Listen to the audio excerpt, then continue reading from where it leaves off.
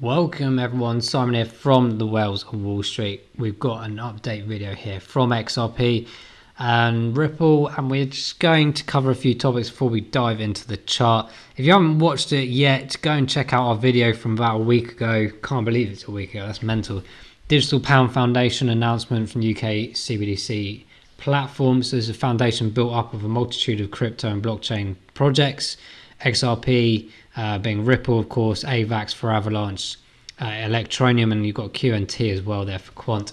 So they are very much interlacing together as an advisory board at the moment, integrating some solutions and ideas to the UK government around the central bank system to encourage a CBDC system. Now, this is quite an interesting topic. It's one that's flown about all over the place, certainly for the last few years, but especially this year. I still have a firm belief that around sort of November next year will be a mass adoption of CBDCs across the world. But of course, we've seen some good examples recently across a multitude of countries around the world adopting this philosophy or trialing CBDC technology. One of those actually quite recently being the French government announcing the government bond deal in blockchain. So it's very interesting. So this is a few days ago now. But France's central bank has executed a series of bond transactions leveraging blockchain using its own digital currency as part of a 10-month pilot. Now, guys, it's quite funny because around 2015, I watched one of the David Icke videos and he was talking about universal digital currency. And he said, there's an interesting aspect to this because actually, as the banks disappear and we're all on smartphones, everything going digital, we're going to lose a lot more power to ourselves. I was sort of sitting there going, first of all, what's this digital currency nonsense? And what's he actually talking about with control? And actually, if you think about it, so as part of my diploma for blockchain, I learned quite a lot about the differences of between centralized and decentralized. That concept's pretty simple, but for those that kind of don't understand that, let me try and maybe break that down slightly. So a centralized system in a nutshell, let's think about your service internet provider, right? So I have Sky, which is trash. Poor quality, but I pay the same as everyone else. We have been grabbed by the what when it comes to internet service these days. But general service like centralized systems, you kind of got that confidence aspect in the sense that in this particular instance, Sky, yes, maybe trash for myself, but used by multi-millions of people here in the UK and across the world, in their various different formats, different service providers, right? What the problem with the centralized system is, if that goes down, so let's say at a server level or cabinet level, on that note, by the way, the cabinets down our road, which obviously BT runs pretty much the whole network unless you're on Virgin Fibre, they've had a poster on our cabinet saying fibre is coming soon, and that was 3.5 years ago. What are they doing? What a waste. This country's so slow. Anyway, before I go on a rant of something completely different. So if your internet goes down, of course it could stop you from having your internet access, and that could be problematic if you're working from home or just general gaming or this, that and the other, and everything's on Netflix and stuff these days. So that becomes a bit of an issue. The decentralized system, and arguably sort of interlacing with distributed systems as well, in the sense of decentralized is kind of a solution part, the latter part of centralized ones basically. But if, for example, your internet service goes down, the communication can therefore kind of be flowed through other channels to reach you in order to avoid the problem and continue service, right? So it's kind of like a loophole effect, it's going around the problem to get to you still. That's the beauty of decentralized systems, okay? So if you think about that in a finance perspective, we'll come on to in a second, but you've got the distributed system, which is kind of like a peer-to-peer network. So I think I've done a couple of videos on them now, like Helium, H&T. Helium have hotspots, which are very difficult to get a hold of right now, by the way, worldwide. And they're basically allowing people like you and I to go and buy these hotspots and create our own mechanism of internet and wireless connectivity.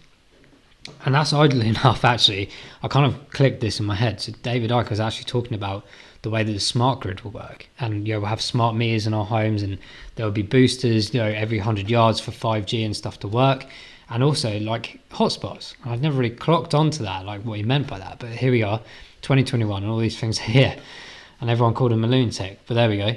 It has similarities to the decentralized systems, but instead you utilize other people's platform and collate that aspect of it to give you the final result. So this tends to sometimes be a bit slow and disjointed, but I feel like there's DAG blockchains, for example, which are not looking at things like on a vertical platform in blockchain transactional data and operability, but things like interlacing and algorithm and moving about all over the place, and almost like a 3D 4D modular effect.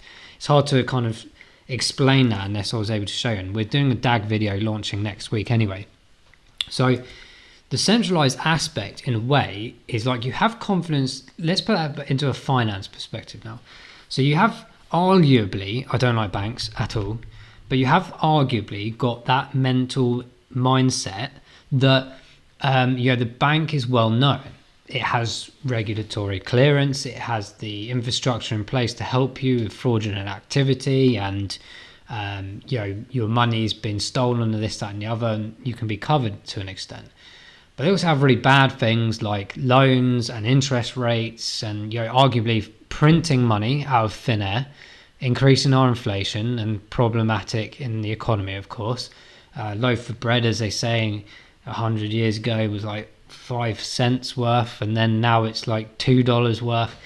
The UK right now is in a bit of a mess. I went to the supermarket the other day for the first time in like 3 years. I wanted some pretzels, and I particularly liked the pretzels in Sainsbury's. Okay, so I went in there after football, and literally I was like, what on earth are all these prices here? And I was literally wandering around because I had my crypto.com card, and I know there's literally like £1.80 in there or something.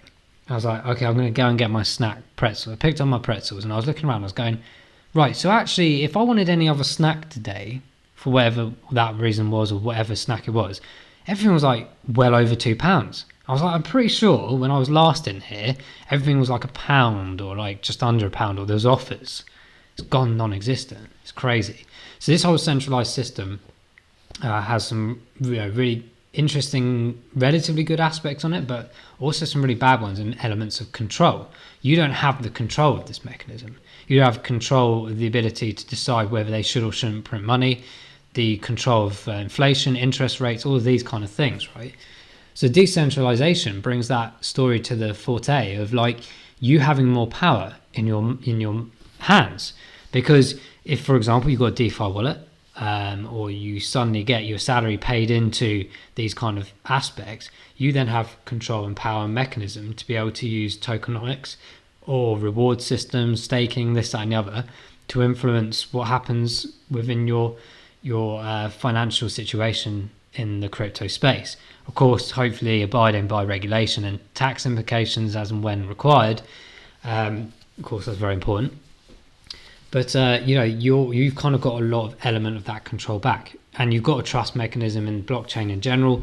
And those that understand blockchain or understand the principle of know your customer, smart contracts, the transactional data and things, you're avoiding a lot of problems that centralized systems will have to this day.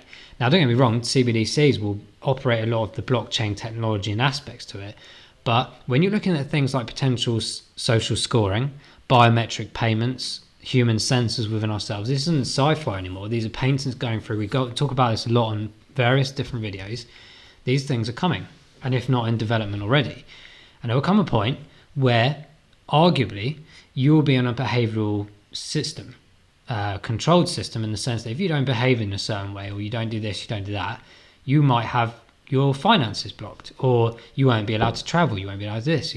These trials, guys, have been going on in certain countries, not naming names, for a number of years now, and going very well. Hence why there's a massive adoption going on worldwide, because they understand that, oh, that's how your economy goes so fast, because of the control mechanism of the population. When you put these two and two together, guys, and don't take my word for it, go and do your own research, go and have your own thought process about this, because I've spent 5-10 years researching all of this stuff and talking about it within my own mind, constructing the ideas and theories and thoughts and getting answers to them, not just immediately shouting out off the rooftop saying, this is how it's going to be and you need to listen to me because I'm absolutely right. None of that at all. You go and tell me I'm wrong. Go and find out for yourselves. And it's very interesting when you see the patterns, following the money, following the technology. Go and have a look at the payments from Microsoft, the human sensors. Go and have a look at what Visa are doing with the biometric payments. Go and have a look around you alone. My local banks are gone. All I've got left with is this crappy Barclays app with a terrible live chat system. I've no one to talk to if something goes wrong. And then all of a sudden I'm sort of sat there going, hang on a minute. So if the internet goes down, or we have an issue with like the energy problem that we got here in the UK, let's say our energy shuts down, everything shuts down because we're in a digital aspect. We've been drilled in our minds to use smartphones over and over again. Our control is disappearing left, right and centre on a daily basis. And it's not until you wake up and realise what decentralisation is and how it can help you and get ahead of the game, get yourselves reading those documents like Agenda 30, what the World Economic Forum are doing, Davos Agenda. It's all in front of us. You won't get taught this at school. You won't get told this by the mainstream media because they want you to be in the system. They want you to pay tax. They want you to work 60, 70% of your life. And then you think in your mind that you get, oh, I'm getting a pension now, I'm going to enjoy myself. But then you realise, oh, actually the energy bills are really high, and actually I can't afford, even with the pension I've worked my rear end off for ages, doesn't cover any of it. When are you going to wake up in your life and realise that you need to change something, you need to have an action, or realise things and be ahead of it? Decentralisation and blockchain in the decentralised aspect gives us the power and the opportunity right now, not in 5 years, not 10 years, right now, to start making our own decisions. But Ripple is a massive part of this CBDC platform, and there's that moral aspect to me. And people are probably asking that, well, hang on a minute, if you think this about CBDCs, why are you invested in these kind of companies? Because I took the decision a while back, and I've mentioned this openly in like the energy videos that I've done and this, that and the other, from reading Agenda 30 and everything like that. Simply, you can protest all you want, you can shout from the rooftops all you want, you can put whatever opinions you want on Twitter and this, that and the other. Nothing's going to change. The magnitude of the amount of money in this world way above prime ministers and presidents. I'm talking about gigantic banking families and family institutions over 100, 150 years perspective have dominated the world's goings on. Campaigns and who should be in charge, who shouldn't be in charge. Oh, you're not doing what we're told, we're going to get rid of you. That sort of stuff. It's not necessarily a cult system, it's just factual. Like, it's just a load of different financial families with obscene amounts of wealth. I'm not even talking about Amazon level. I'm talking about way beyond that, to the point of control mechanism. Yeah. So I was sort of sat there a few months back when I learned about blockchain even more and the concept of it. I thought, this is an opportunity, a window for me to help the world in some way when I eventually get super rich with it, hopefully. But more importantly, remove myself from the system that's coming. There's a multitude of different things coming through AI, IoT that I know of, and the systematic approach of finance, the way we are allowed or not allowed to do things. I don't like it. So your alternative is to remove yourself from the system, but help others along the way if you can, or at least get the open-mindedness out there, and take those approaches. And I want to help the homeless guys. I want to get a load of money and build a load of infrastructure in place for homeless people and stuff like that, because there's a major problem. And unfortunately, to do a lot of it, you have to have the money. That's one of my goals. So I'm invested in that aspect for these guys, but I'm also invested in the fact that if we can't change anything, and there's no point even bothering to try to, I'm just going to try and get rich off it. Because my goal is to help others, and the way I need to do it is to get money, and I'm going to invest in things that I already think are going to bring down a lot of systems and remove more control of us as humans. It's a bit of a mental thing to think about, but it's a crossroad that I've hit, and it's a path that I chose to take. So it's a great interest to me, this movement in CBDCs and the technology behind them. But for us here in the UK, of course, as I mentioned, one of the key areas Ripple are looking into is that massive level of central bank systems, interoperability, bridging finance, and arguably taking over, or at least indeed interoperability aspects towards the things like the SWIFT mechanism that we've had a long time, BACS payments, CHAPS payments, all of these things. Everything will become faster, more efficient, more economically sustainable, more greener. If you think about the green policy on a multitude of scales, blockchain and things like Ripple have the answer to that.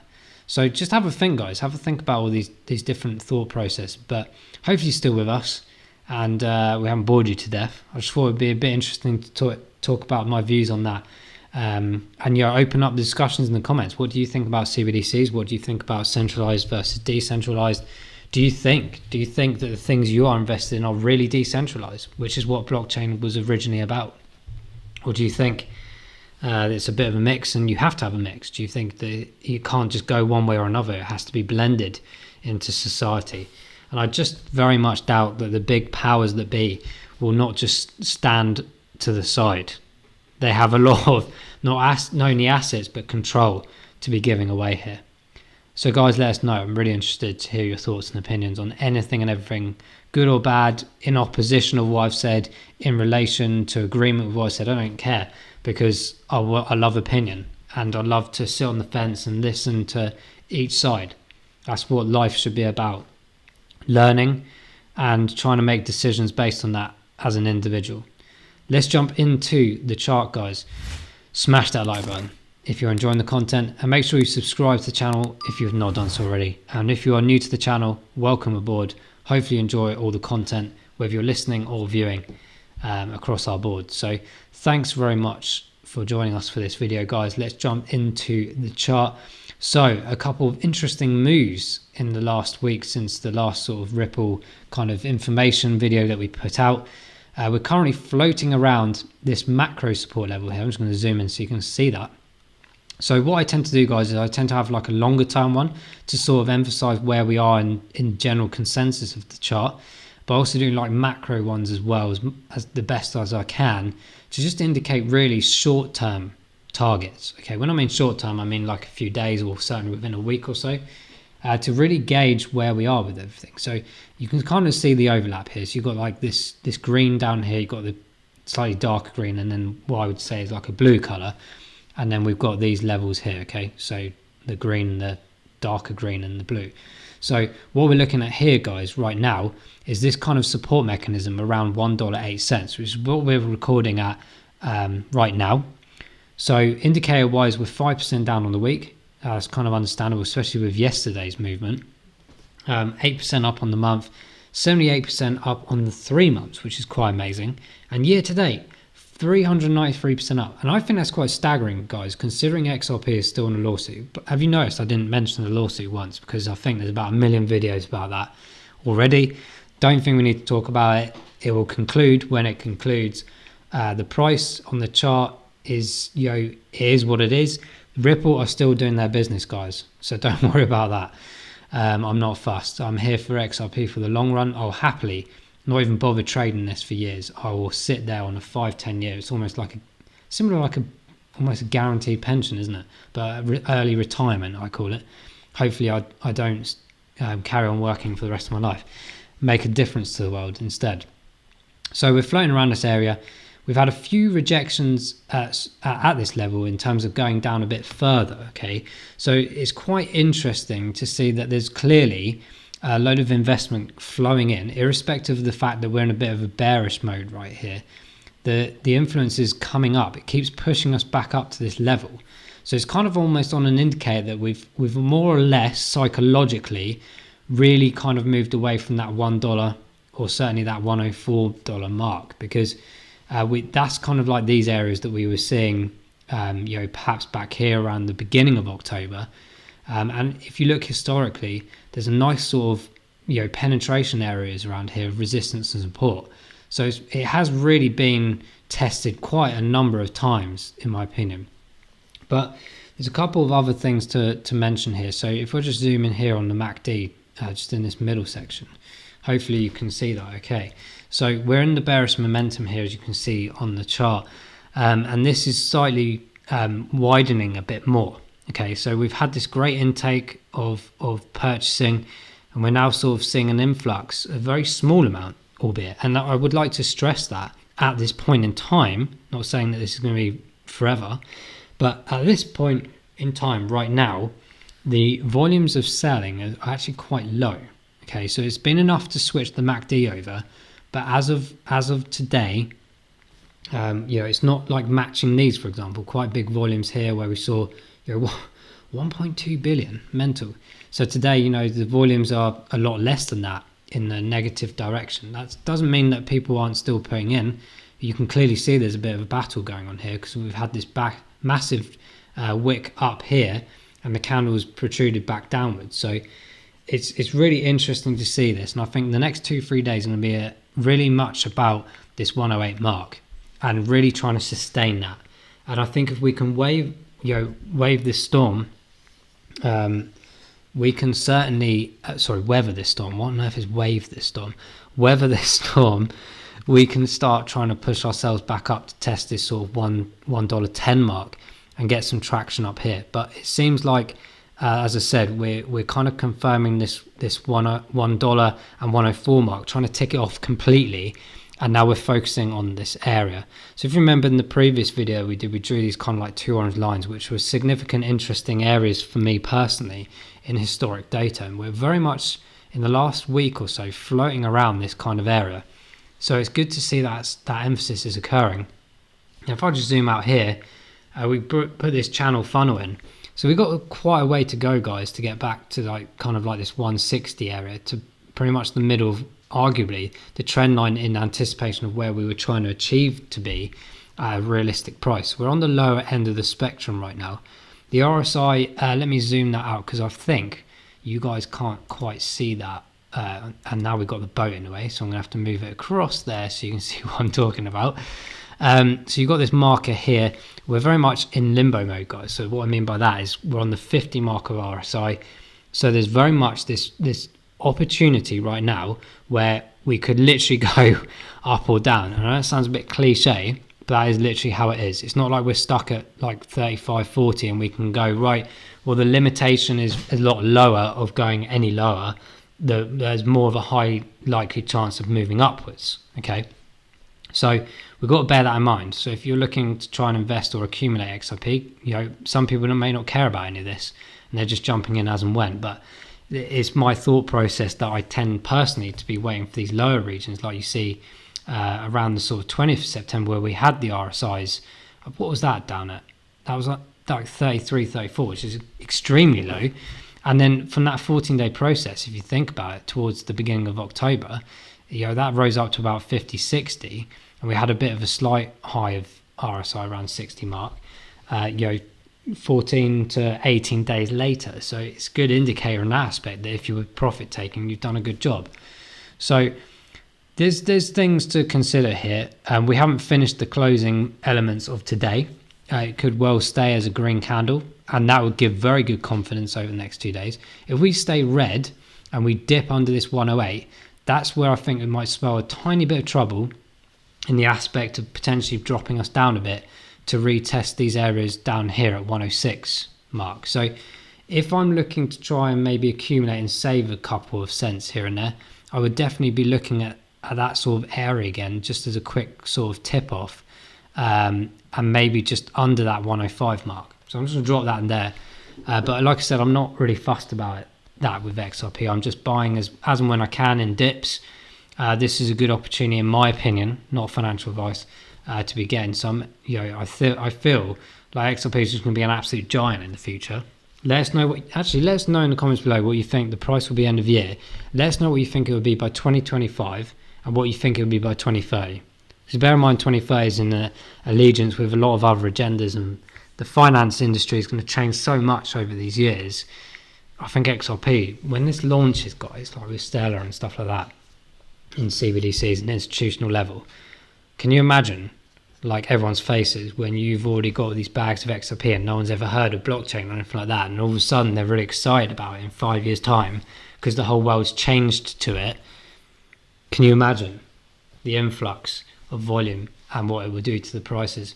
Absolutely mental to think about. But there was a load of people talking about like $1,000 maybe in like between 5 and 10 years time. I think that's a bit far off, and we have to first of all obviously get past the $10, and as well as that we need to obviously get past the key areas that we've hit in the past as well. I think what was the highest? $1.97, and people were talking about $1,000 all of a sudden. I don't know where on earth those conversations came from, but there's a long way to go, guys. I'm super excited about Ripple and XRP, but let's see how this goes in the next 2-3 days. We'll do an update on XRP maybe Sunday or Monday, but if anything critical happens in that time, or we see some big major moves for whatever reason, we'll jump on a 2-3 minute video to help you guys out and understand what's going on. But we'll do an update, because I think by the time it's Monday, we'll have a very good indication as to where we're moving to and what kind of stabilization and support level we truly have. So guys, I hope you enjoyed this video. We look forward to seeing you in the next Ripple XRP update. Take care, and we'll see you soon. Bye bye.